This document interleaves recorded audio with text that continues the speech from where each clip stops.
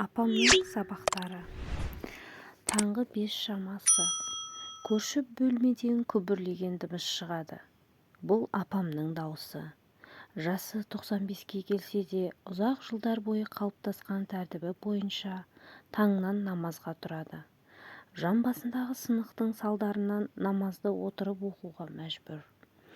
Ақ орамалын бүркеніп, аппақ жайнамазын алдына төсеп жіберіп, менің ақ апам жүзін құбылаға жөнелтіп үрім бұтағының тілеуін тілеп отырғанда, бетіндегі бір ғасырдың бедері тәрізді әжімдері жазылып, түрі нұрланып кетеді.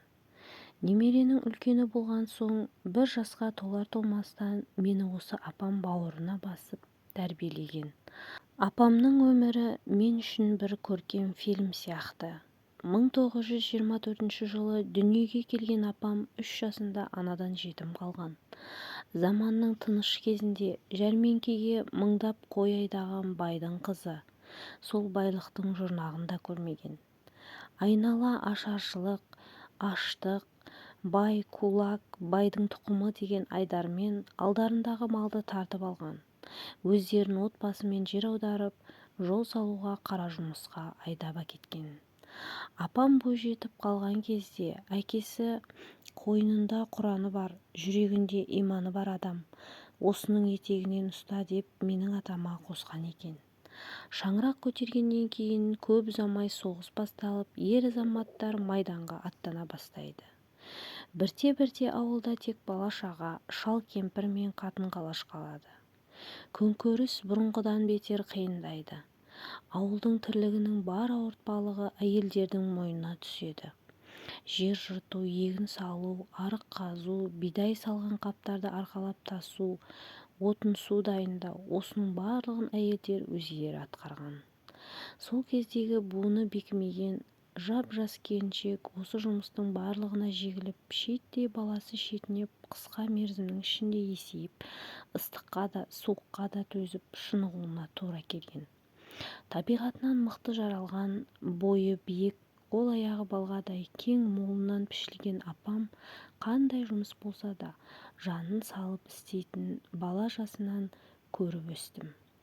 Еңбек сүйгіштік апамның бойында туа біткен қасиеті секілді болатын. Бақшада көкөніс, жеміс түр-түрімен өніп тұр. Сиыр сауылып, сүт тартылып, май шайқалып жатыр. Тары түйіліп, құрт ірімшік қайнатылып, атам кірпіштен қалаған орыс пеште нан пісіп жатыр. Немерелердің қарны тоқ. Ауладан өзенге қарай маңғазданып топ-тобымен қаз-үйрек шығады. Ол құстардың мамығынан жастық құс төсек жасалып жатыр. Жүн жуылып, көрпе құралып жатыр. Кезек-кезек қонақ күтіліп жатыр.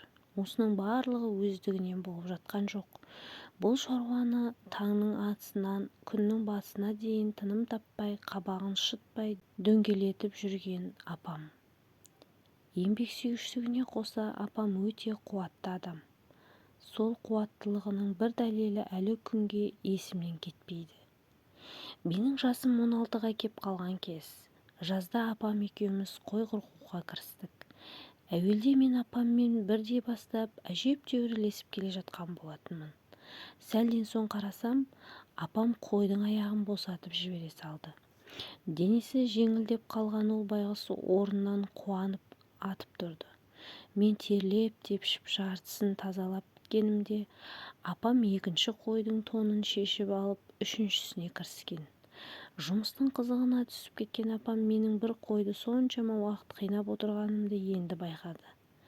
Балам, кеудеңде жаның бар адам сияқты ширақ қимылдасаңшы, деді. Бұл формуланы мен жадыма түйіп алдым. Менің атам өте қонақжай болатын. Апам да өзінің жарына лайық дастарханды адам. Келген кісіні кімсің демей құшақ жайып қарсы алады. Ала жаздай дәу сары самаурын екі иінінен дем алып тұрса, қыс бойына пештің үстінде қара қазан бүлкілдеп тұратын. Дөңгелек жер үстелден апамның қолынан шыққан тары талқан, құрт ірімшік, кілегей мен сарымай, үлпілдеген бауырсақ пен шоққа піскен табанан үзілмейтін. Атам жүрегі жұмсақ адам. Мүсәпірді көрсе үйге ертіп келетін. Апам бір ауыз сөз артық сөйлемей түсіне қойып, әлгіні жуындырып шайындырып шамасы келгенше үсті-басын бүтіндеп тамақтандырып қоятын.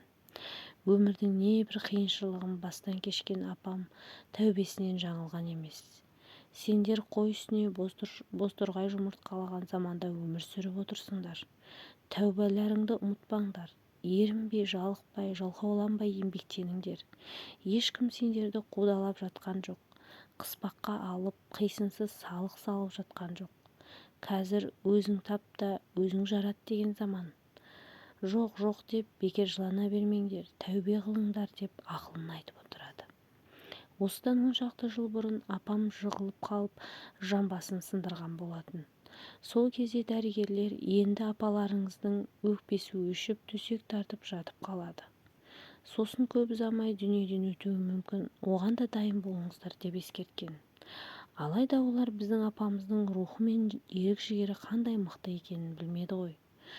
Сынық жанына батып, ауырсынса да апам жаман мінез көрсетіп, бір рет шағым айтып жылаған емес.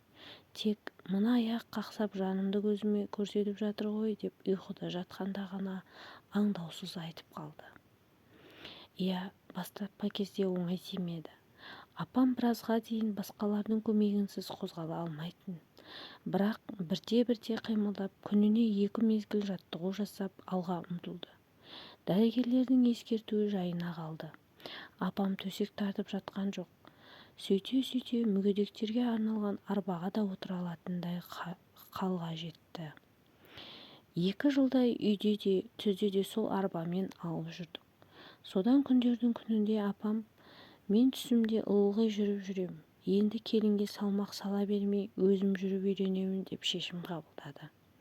Біз де бұл қалай деп қарсылық білдірмедік. Өйткені апамның діттеген жеріне жететін қайсарлығына куә болдық. Сүйеніп жүретін 4 аяқты балдаға бердік. Апам бісмілләсін айтып балдаққа сүйенді. Жаңадан қаз-қаз басып келе жатқан бала тәрізді қалт-құлт етіп аяғын бір басты, екі басты. 7 қадамдай жүріп демалды. Ана арбаға қайтып отырмаймын. Алла маған қуат береді деп арбадан үзілді-кесілді бас тартып жүруді жалғастырды. Аяғының ауырғанын елемей, әлсіздігіне бой бермей сенім мен жалаң жігердің арқасында апам аяғына тік тұрды. Сол кезде апам 87 жаста екен. Өз басым талай мықты адамдармен кездесіп, өзімді көпті көрген мықты журналист сезініп жүрген мен үшін бұл жағдай апамның алған сенім мен рухтың үлкен бір сабағы болды. Өз басым атам мен апамның осы қасиеттеріне қаншалықты жақындағанымды білмеймін. Бірақ бұның барлығы менің өміріме үлгі боларлық құнды сабақтар.